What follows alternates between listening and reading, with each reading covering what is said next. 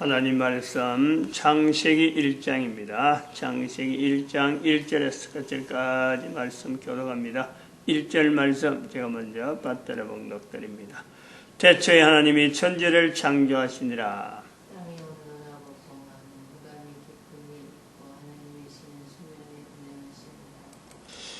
태초에 하나님이 천지를 창조하시니라. 우리가 이 문자의 생성, 문자가 있었으므로 수천 년 전에 말이죠. 수천 년 전의 표현이죠. 그 수천 년 전을 시간을 완전히 뛰어버리죠. 문자가 되어 있으므로.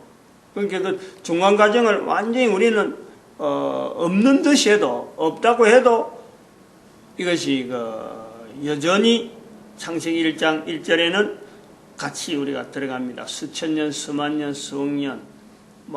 내가 태어나기 전의 일이죠. 한 개인이 태어나기 전인데, 태어나기 전의 내용을 지금 우리는 말로 한단 말이죠. 그러므로 우리가 태어났다는 것 자체는 바로 그때가 태초다. 이렇게 우리가 볼 수 있는 내용을 보는데, 문자가 있었다라는 것에서 노아를부터 우리가 시작을 합니다. 노아와 이스라엘, 그러니까 아브라함 이후로부터 생성되는 이스라엘, 기록으로 문자로 기록된 성경에 의하면은 12장, 창세기 11장과 12장, 창세기 11장 안에 보면 아브라함이 나옵니다. 11장 후반부에. 그리고 12장부터는 아브라함이 이제는 마치 주인공처럼 시작이 되고 그 가족들이 계속 나오다가 또 애굽으로 들어갔다가 애굽에서 나와서 모세, 다윗 이런 어떤 또 지도자들을 통해서 나오다가 나중에 선지자들이 주로 이제 출현하면서 구약이 끝이 나는 거죠. 그러면 이 내용이 시간적으로 보면은 노아부터 시작해서 아브라함부터 시작해서 왕들이 나온 데까지, 그 다음에 왕들이 거의 힘이 없고 선지자들이 활동하는 그 시대가, 이 시간 자체가 100년, 100년, 100년, 어떤 건 500년 단위, 어떤 건 1000년 단위, 이렇게 시간이 탁 함축돼 버리는 거예요. 그 중간에 있던 내용은 전혀 모르도 뒤에 있던 사람은 기록의 내용에 따라서 앞에 사람들의 내용을 우리가 보게 되는, 우리하고 입장이 똑같은 그런 입장이란 말이죠. 그러면 우리가 여기서 성경이라고 하는 이 성경이 분명히 사람에 의해서 기록이 되어서 문자로 나타나는데, 이 문자를 기록한 사람이 분명히 있는 건데, 이 문자로 남긴 사람이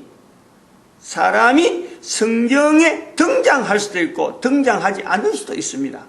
전혀 성경에 나타나지 않는 사람이 성경의 내용을 기록으로 남겨놔 가지고 오늘 우리가 성경이라 할 수가 있다는 거죠. 그런 거는 시편에 가보면 엄청나게 많고, 욥기 같은 거는 바로 그런 걸 이야기를 하는 거고, 제목이 이름이 다니엘 이런 선지자 이름으로 되어 있다 하더라도, 그 다음에 여러 왕들이 있을 적에 엘리야라든지 엘리사 이야기를 내용을 보면 기록한 사람은 전혀 달라요. 나타난 사람은 엘리야와 엘리사인데 실제로 기록한 사람은 나타나지 않는 거예요.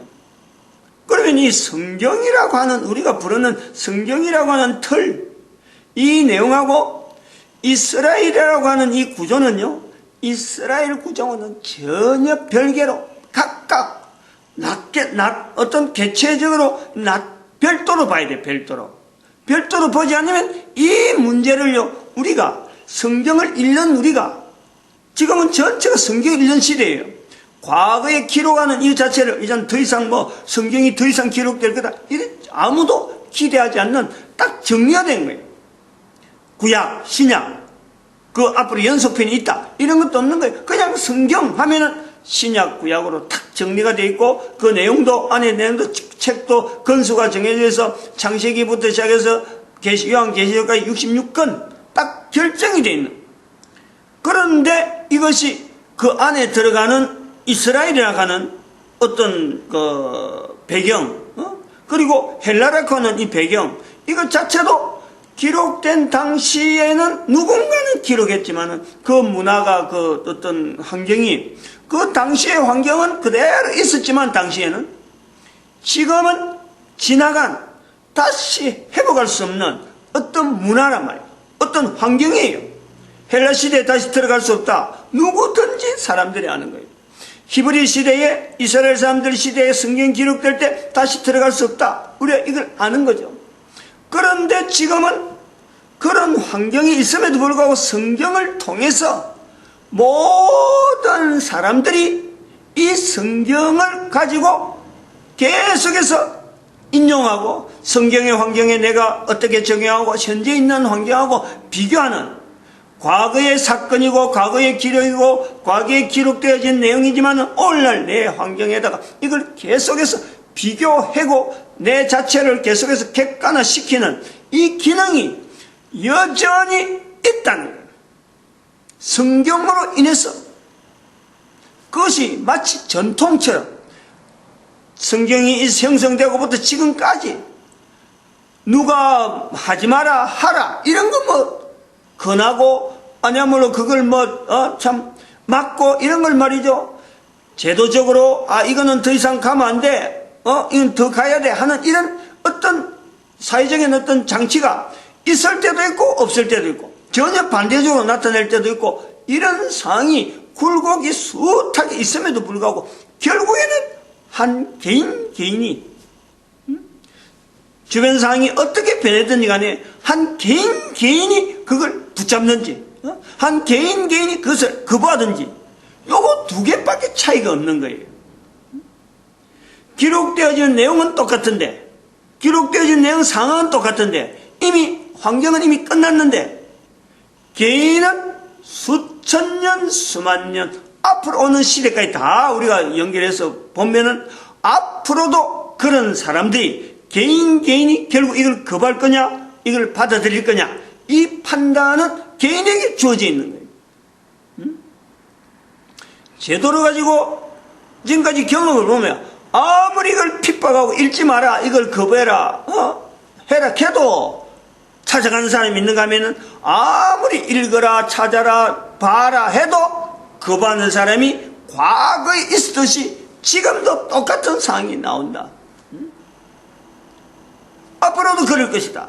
그러면 여기서 우리가 분명한 것은 이스라엘이라는 것 시대, 헬라라는 시대, 두 시대가 있어서 히브리 구약이 있고 신약이 있었는 형상은 분명히 환경적으로는 분명히 있는데 성경은 여전히 넘어오는 거예요. 그러면은 성경은 뭐냐라는 거지 도대체.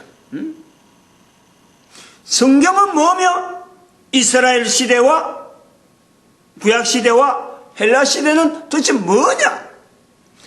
구분. 그리고 또 한편으로는 오늘 우리는 내 개인은 성경 앞에 어떻게 해야 되느냐 하는 이런 요소.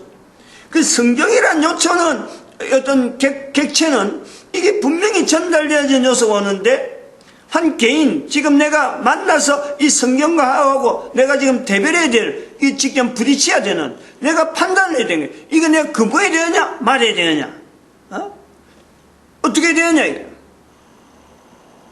과거로 다시 돌아갈 수는 없는 거고 그때 다시 그때 생활을 다시 해락할 수는 없는 거고. 그러면 여기서 다시 한번 우리가 될 것은 성경은 뭐며 하나님의 말씀은 뭐냐 이게. 하나님의 말씀은 뭐예요? 그거는 나중에 신약 얘기한 표현이라고 볼 수 있는데 태초에 말씀이 계시니라 라는 거죠. 말씀이. 그리고 그 말씀이 계시니라 하는 시대에 사람들이 성경에 있는 내용을 그때는 성경이라는 이름 자체가 형성이 안 돼 있고 구약만 어느 정도 틀을 갖춰오던 시대, 지금부터 2000년 전의 시대는 그때 사람들이 말씀하는 표현이 성경에 나오는 거예요. 신약 성경에도 나오고 또 구약 성경에도 나오면서 구약 성경에는 말씀으로 나오지 아니하고 말씀으로 나오지 않고 언약, 법계, 또 범법, 규례, 이런 식으로 나온단 말이에요. 그 주의 말씀도 있지, 편도 있죠. 근데 지금 신약에서의 말씀하는 거하고 구약에서의 히브리 사람들이 말씀하는 거하고 신약에서 말씀하는 건 이건 내용이 전혀 달라요. 전혀 이거는 별도로 구분되어질 수 있는 요소가 있단 말이에요. 그러니까 말씀은 뭐며 성경은 뭐며 이스라엘과 헬라는 도대체 뭐냐 하는 것에 대한 내용이 결국에는 한 개인이 성경이라고 하는 분명한 객체라고 할 수 있는, 이거는 손에 잡을 수도 있고 펼칠 수도 있고 볼 수도 있고 덮을 수도 있고 거부할 수도 있는 분명한 객체가 있는가 하면은 이 객체를 두고서 개인이 반응하는 하나님의 말씀, 법, 이런 규례라고 하는 요소가 있는 거예요. 이 개인적인 부분이에요. 이 차이를 내 개인이 성경이라고 하는 것을 보면서, 이 성경을 두고 보면서, 어디 뭐 책방에 있는 내용이나, 안 그러면 서점에 있는 거나, 안 그러면 누가 들고 다니는 성경이나, 내가 보고 있는 성경이나, 또 우리 집에는 아무것도 안 보이는 성경이 안 보이는 이런 요소를 가지고 개인이 여기에 대한 관계를 맺을 때, 법으로, 나와 관계된 하나의 법으로, 내 행동을 규제하는 하나의 규례로, 안 그러면은 나의 어떤 개인이 살아가는 어떤 신앙의 어떤 그 신앙생활 하는데 중심되어지는 가장 높은 목표, 어떤 참 그게 개인의 신앙의 어떤 객체적인 분명한 또 하나의 실체, 그것을 성경을 통해서 내가 그 속에 말씀이라는 또 요소를 주면은 바로 그것 자체가요, 개인적인 요소로서 신앙의 대상이 나오는 거예요. 신앙의 대상이라는 것은 이것은 인격적인 요소에서 말씀이라 하는 구분으로 나타나는 거죠. 이럴 때에 창세기 1장 1절 오늘 요 내용을 잠깐 앞에서 여기까지 쭉 비교하면서 우리가 정리할 수 있는 것은 창세기 1장 1절에서 태초에 하나님이 천지를 창조하시니라 하는 말씀하고 요한복음 1장 1절에 나온 신약 구약 딱 두 개를 나눠서 대표적으로 나오는 태초에 말씀이 계시니라 하는 요 사이가 갭이 어느 정도 자기 개인에게서 있어서 이게 탁 압축이 되어지면서 만나질 수 있는 요소 본단 말이에요. 그래서 이 내용을 일단은 자꾸 이거 성경 자체를 개체화시키라는 것은 다른 어떤 그 대상, 여러 가지 개체물이 많이 있는데, 그거하고 똑같이 해서 그냥 무시해라. 이런 내용이 아니에요. 있으나 마나라 하는 게 아니고, 이 성경이 존재되어지는 내용의 요소에서 수많은 과정, 엄청난 내용이, 요소가 엄청나게 많이 있는 거예요. 하나의 물건이 나와도, 생산품이 나와도, 이게 가다 보면 시대에 따라서 이렇게 변하고 저렇게 변하고 할 수 있는 많은 어떤 그 과정이 있듯이, 성경도 오늘날 나한테 보면은 사람들이 만든 분명한 하나의 생산물이에요, 생산물. 인쇄소서 거쳤다가 종이를 만든 사람을 통해서 또 기술을 통해서 그것이 하나의 책으로 내한테 주어지는 이 성경이 전 세계 사람들에게 읽혀지는 이런 과정에서 우리가 볼 때 오래된 책이고 오래된 자료인데도 불구하고 이것이 오늘날까지 읽혀지는 요소는 뭐냐? 여기서 우리는 성경이 뭐냐? 이스라엘을 별도로 그 안에 기록된 내용이 이스라엘에 대한 내용이 많고 헬라 시대에 대한 내용이 많지만은 이것 자체를 별도로 전혀 별개로 이스라엘 때문에 성경이 보존이 됐지만은 이스라엘 때문에 성경이 형성된 건 아니다. 성경의 형성은 별도로 그 내용은 별도로 이제 객관적으로 봐야 된다. 그러므로 오늘 우리가 이 성경을 한 개인으로 보고 내가 이걸 어떻게 받아들이냐 어떻게 마냐 하는 이런 요소에서는 한 사람의 삶의 형태가 태어나서 죽고 태어나 죽고 하는 이 과정은 똑같이 나타나더라도 누구에게나 개인이라 하는 위치는 분명히 있는데 그 개인이 성경하고 대할 때 그 주어지는 과정은 이 성경을 어떻게 내가 표현할 거냐? 표현할 거냐? 말씀으로 표현할 거냐? 성경으로 볼 거냐? 그러면 아니면 옛날에 하나의 구대의 어떤 하나의 개체, 뭐 산물, 옛날 생산품이니까 지금은 관계없는 거야. 무시할 거냐? 하는 요소에서 성경은 뭐며 말씀 뭐다? 이런 요소로 우리가 구별할 수 있다라는 거예요. 차이를 둘 수 있다. 어렵게 들어가고 뭐 말씀이 뭐 성경에 표현한 이것이 말씀이고 저것이 말씀 이렇게 내는 게 아니고 내 한 사람의 삶을 통해서 이미 있는 개체적인 하나의 성경을 통해서 내가 어떻게 표현할 거냐 요 요소에서 말씀이라고 하는 구분되어지는 신약과 구약에 각각 표현되는 그 어떤 말씀의 내용을 우리가 들어갈 수 있는 거고 또 성경이라는 요소를 통해서 기록된 내용이 엄청난 문장으로 많이 있지만은 이스라엘 사람들과 헬라 사람들과 하는 그 환경을 내가 별도로 둘 수 있으면서 별도로 또 성경이라는 구조를 또 이렇게 요소를 둔다. 그러면 여기서 이제 우리가 문자가 기록이 되어졌기 때문에 성경이라고 하는 이런 형태를 우리가 분명히 보는데 이스라엘이 가지고 있던 이스라엘이 현재 쓰고 있는 또 헬라라고 하는 시대에서 쓰고 있던 문자가 그 문자가 지금도 인류 사이는요 그 문자를 암기를 하고 알고는 있단 말이에요. 어떤 사람은 관계없다. 성경도 내하고 관계없듯이 안에 기록된 문자가 내하고 관계없다라고 보는 사람이 있는가 하면은 이 문자로 기록된 내용을 오래된 문자로 형성되었지만 그것을 지금도 나에게 주어지는 말씀이라는 내용을 가지고 성경이라는 틀 속에서 내가 그 문자들을 내가 읽고 해석하고 그러면서 내가 말씀이라고 하는 그 요소에 내가 자꾸 살을 보태려고 하고 또 그 나에게 있는 하나의 말씀으로서 이 말씀에 자체에서 능력 자체를 어떤 문자의 힘이나 자기 모국어가 쓰고 있는 한글이면 한글, 영어면 영어하는 이런 것도 쓰고 있지만은 히브리어나 헬라어를 여전히 하나의 말씀으로 접근하는데 그리고 또 말씀을 통해서 다른 사람들에게 알리는 이런 요소에서 이 히브리어나 헬라어를 보고 있단 말이에요. 그러면은 우리가 이것도 생각을 해야 되는 거예요. 성경이 분명히 개체화는 되는데 여기에 또 히브리어가 헬라어 이 두 가지 교수에서 하나의 형성이 되어지는 성경의 내용을 우리가 또 분리해 본다면은 도대체 히브리어는 어떻게 되어지는 거냐 이 성경과 관계에서 헬라어는 어떻게 되어지냐 전 세계 수많은 언어가 있는데 성경에 관계되어졌던 히브리어 성경에 관계되어지는 헬라어는 오늘 전 인류사에서 어떤 관계가 있느냐 이런 요소 이걸 우리가 볼 수 있단 말이에요. 헬라어와 히브리어가 전혀 별개냐 지금은 전혀 별개로 헬라어는 헬라어대로 하나의 알파벳이라고 하는 요소에서 이거는 서양 언어다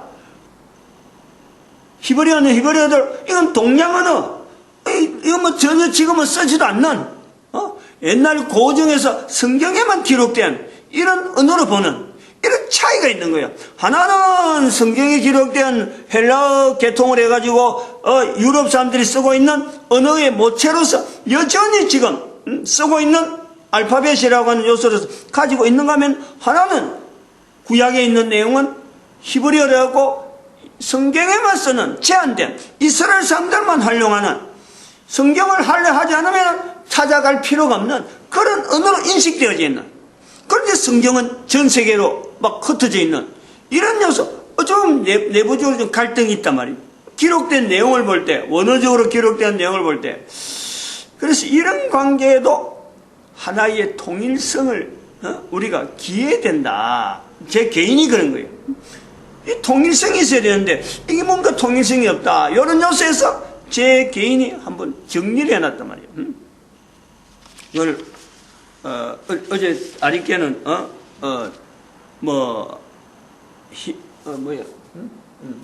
히브리어로 알레베트 기멜 달렛, 네 글자만 이렇게 알파벳만 했고, 비슷한 게 있다, 유사한 게 있다, 그래갖고 제가 정리를 좀 해놨어요.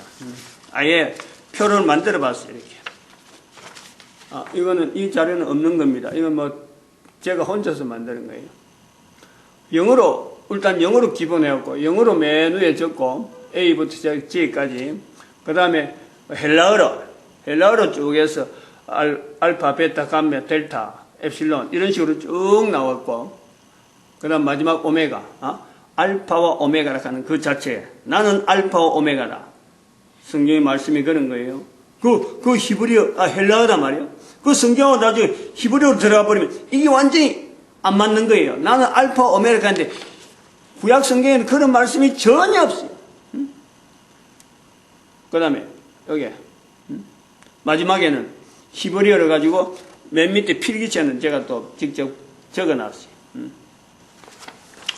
요 내용을